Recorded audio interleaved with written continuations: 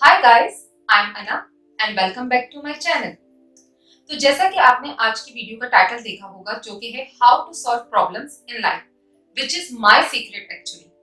तो आज की इस वीडियो में मैं आपसे शेयर करूंगी वो टिप, ट्रिक या तरीका कह लें जिसे मैंने जब भी किसी मुसीबत के वक्त आजमाया है तो I got all my problems solve. जब मैं चारों तरफ से परेशानियों में घिर जाती हूँ, कोई हल कोई सॉल्यूशन दिखाई नहीं देता, दूर दूर तक सिर्फ अंधेरा होता है और उम्मीद की कोई किरण दिखाई नहीं देती, उस वक्त जब मैं ये अमल करती हूँ तो यकीन माने सारे दरवाजे सारी खिड़कियां एक एक करके खुलना शुरू हो जाते हैं और मेरी तमाम परेशानियां ऐसे गायब हो जाती हैं जैसे कभी थी ही नहीं। तो आइए आज मिलकर हम हमारी तमाम नेगेटिव वाइब्स को पॉजिटिव वाइब्स में कन्वर्ट करते हैं।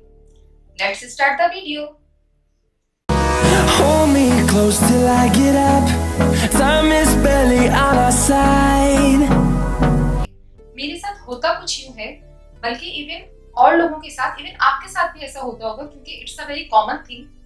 वो ये कि जब हम अपनी रोजमर्रा की लाइफ में बिजी होते हैं, स्पेशली उस वक्त जब चीजें बिल्कुल वैसे ही चल रही होती हैं जैसा कि हम चाहते हैं, हम प्लान करते हैं, हमारी डिजायर होती है या हमारा ड्रीम होता है, उस वक्त हमारे साथ, बल्कि मुझे औरों का I am not sure but to be honest मेरे साथ ये होता है कि मैं उन खुशियों में, उन कामयाबियों में, उन अचीवमेंट्स में इतना खो जाती हूँ, इतना खो जाती हूँ कि मेरी प्रायोरिटी सिर्फ वही चीजें रह जाती है। और फिर मेरी लाइफ में एक ऐसा वक्त आता है जब मैं चारों तरफ से परेशानियों में घिर जाती हूँ। हर तरफ से परेशानियां जैसे बाहें फैलाए मेरा इंतजार कर रही होती है। इट कुड बी एनीथिंग, रिश्तों में नाराजगी, फाइनेंशियल प्रॉब्लम, सेहत की खराबी, और यकीन माने कोई रास्ता मुझे समझ नहीं आ रहा होता। कोई टिप, कोई ट्रिक, कोई सॉल्यूशन कुछ काम नहीं करता। बस ऐसा लगता है जैसे कि दिस इज द एंड और इसके आगे ना कोई रास्ता है, ना कोई सॉल्यूशन है, ना कोई उम्मीद है। मैं बिल्कुल ब्लैंक हो जाती हूँ और मुझे बिल्कुल नहीं पता होता कि how to solve problems in life, और फिर मैं गिव अप कर देती हूँ। यहाँ पे एक सवाल पैदा होता है जो कि हम सबको अपने आप से पूछना चाहिए। सवाल ये है कि परफेक्ट लाइफ से लेकर वर्स्ट लाइफ तक के दरमियान का जो पीरियड होता है उसमें आखिर ऐसा क्या होता है जो कि इस ट्रांसफॉर्मेशन की वजह बनता है। आइए कुछ पॉइंट्स पे नजर डालते हैं जिनको मैंने ऑब्जर्व किया है और इस ट्रांसफॉर्मेशन की वजह समझा है। जब हम अपनी परफेक्ट लाइफ में बिजी हो जाते हैं तो जो हमारा एक अपने परवरदिगार के हुजूर पेश होने का सिलसिला है, उससे जो हमारा एक राब्ता है कि चाहे खुशी हो, गम हो, हम कामयाब हो या नाकाम हो, वो सिलसिला अगर टूटता नहीं है तो एटलीस्ट कम से कम कहीं ना कहीं कमजोर जरूर पड़ जाता है। कैसे कमजोर पड़ जाता है?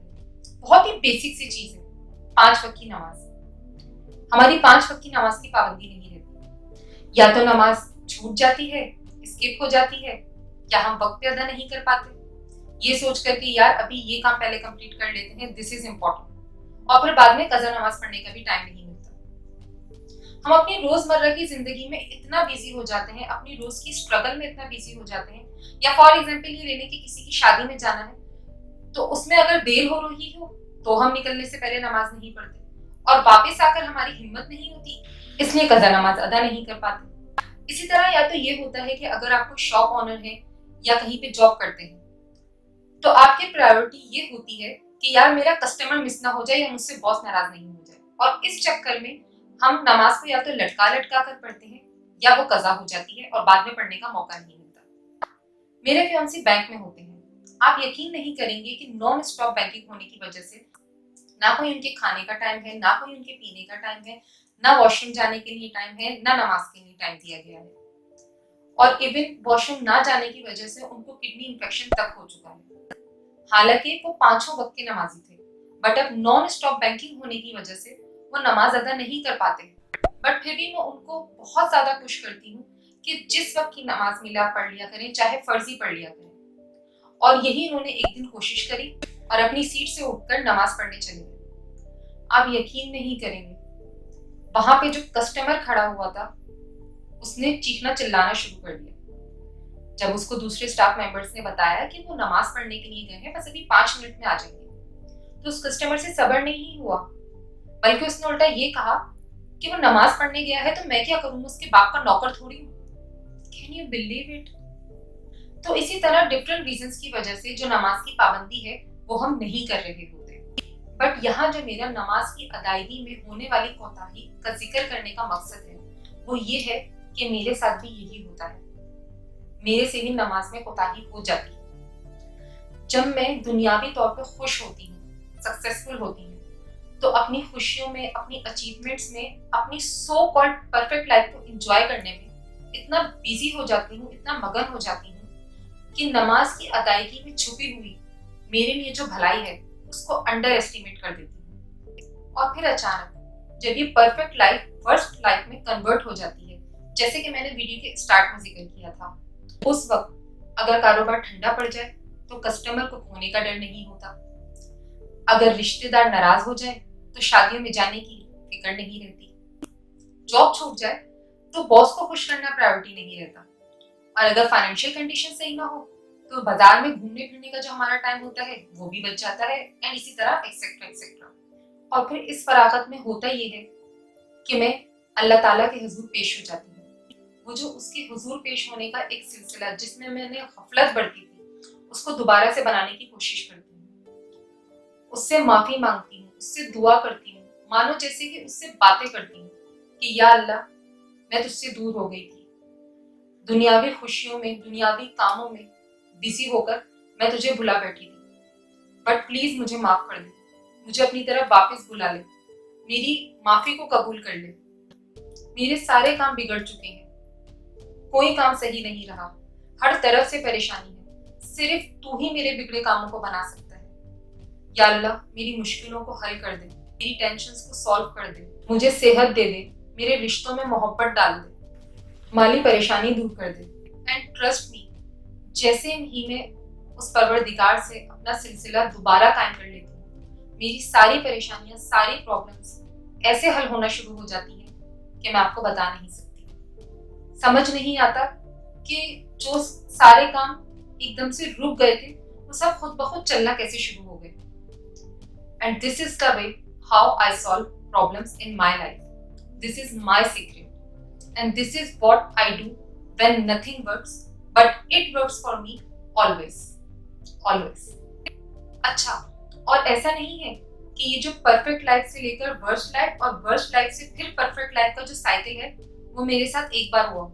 नहीं, मेरे साथ ऐसा कई बार हुआ है, क्योंकि मैंने कई बार गफलत बरती है। लेकिन यकीन मानो, जब भी मैंने उस रब को, उस परवरदिगार को पुकारा है, उसकी तरफ लौट कर गई हूँ और उससे मदद मांगी है, उसने मुझे कभी मायूस नहीं किया, कभी भी मायूस नहीं किया।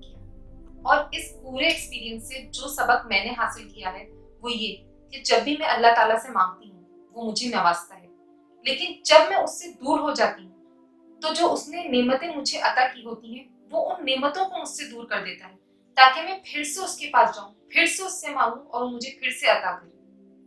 और इस पूरे एक्सपीरियंस को, इस पूरे तजुर्बे को, I don't know what is the perfect word for it, but ये मेरे लिए बहुत बहुत अहमियत रखता है और मैं इसकी बहुत ज्यादा शुक्रगुजार हूँ। इस चीज के लिए अल्लाह ताला की बहुत ज्यादा शुक्रगुजार हूँ और इस वजह से मैं बहुत स्पेशल महसूस करती हूँ। मुझे लगता है कि मैं अल्लाह ताला के उन बंदों में से हूँ जिनको वो अपनी तरफ बुलाता है। अकेला नहीं छोड़ा उसने उन बंदों को, बल्कि उनको इशारे दे देकर अपनी तरफ बुलाता है। और इसके लिए मैं अल्लाह ताला की इतनी शुक्रगुजार हूँ, इतनी शुक्रगुजार हूँ कि मेरे पास बयान करने के लिए अल्फाज नहीं है।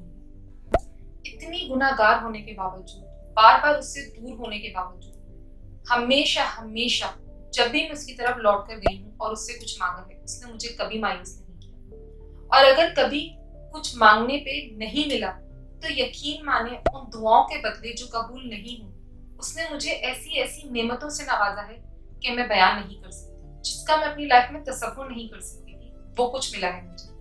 और उस वक्त मैं रियलाइज करती हूँ कि बाकी सही कहते हैं, अगर अल्लाह ताला आपकी किसी दुआ को कबूल नहीं कर रहा तो इसका मतलब ये नहीं है कि वो आपकी दुआओं को सुन नहीं रहा, बल्कि वो जानता है कि हमारे लिए ज्यादा क्या चीज बेहतर है, तो वो उन दुआओं को जमा करके सही वक्त आने पे आपको वो चीज देता है जो आपके लिए बेहतर नहीं बल्कि बेस्ट होती है। इसी के साथ यहाँ पे आपके साथ एक छोटा सा वाकया है, वो भी शेयर करना चाहूंगी। हमारे एक बड़े होते हैं, he is like a mentor for me.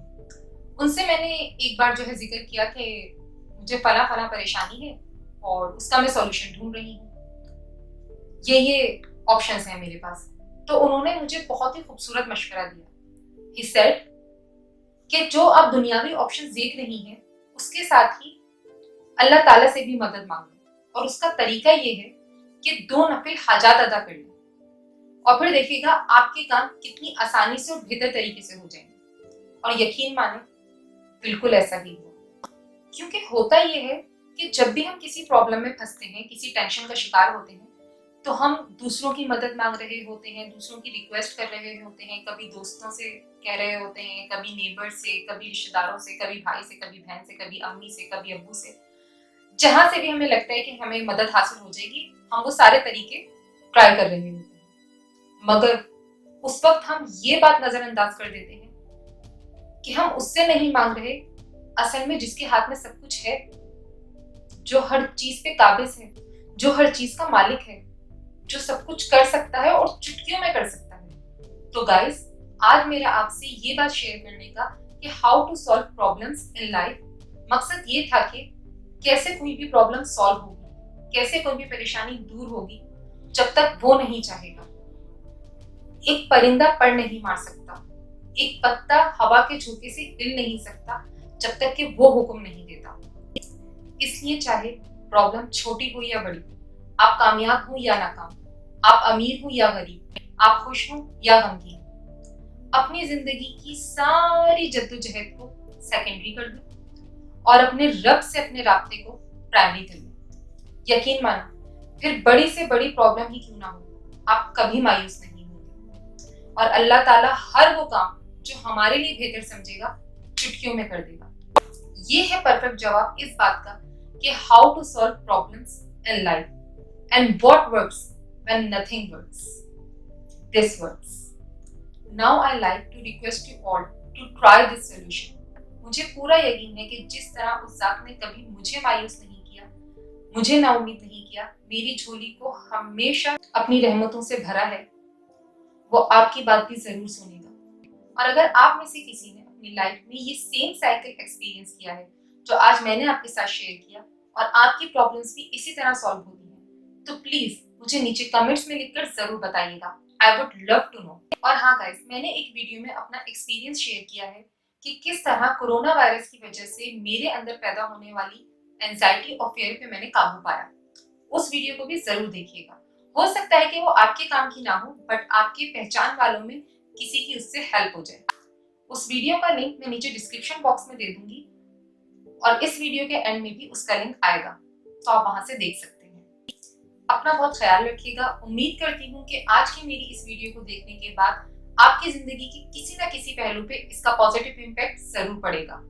अगर आपको भी मेरी ये कोशिश पसंद आई हो तो लाइक एंड शेयर जरूर कीजिएगा, because sharing is caring. Also don't forget to subscribe my channel and press the bell icon, ताकि मेरी आने वाली नेक्स्ट वीडियो की नोटिफिकेशन आपको मिल जाए, जो कि इंशाल्लाह will bring an other positive impact on you and in your life. Stay home, stay safe.